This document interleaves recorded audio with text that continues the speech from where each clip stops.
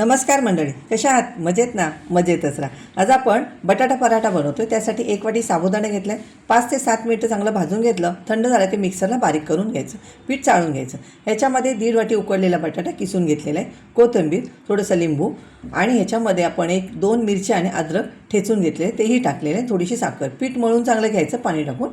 आता ह्याच्यामध्येच आपण सांबार बनवणार आहोत. सांबार बनवण्यासाठी इथे भाजलेले शेंगदाणे, ओलं खोबरं आणि मिरची मिक्सरला बारीक करून घ्यायचं. फोडणीला तेलामध्ये जिरं टाकायचं.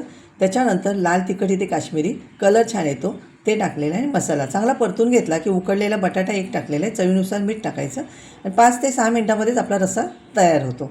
आता आपण पराठे बनवूया. पराठेचं पीठ एकदम परफेक्ट झालेलं आहे. आता इथे पराठे आपण हे लाटून घेऊया. लाटल्यानंतर साईडच्या कडा तुटलेल्या असतात, म्हणून डिशच्या साहाय्याने आपण गोल एकसारखे पराठे करून घ्यायचे आणि दोन्ही बाजूनी तव्यावरती मीडियम गॅसवरती चांगले शेकून घ्यायचे. टम फुगलेले पराठे इथे तयार झालेले आहेत. नक्कीच असे पराठे करून बघा. व्हिडिओ आवडला तर लाईक, शेअर, कमेंट करायला अजिबात विसरू नका. थँक्यू.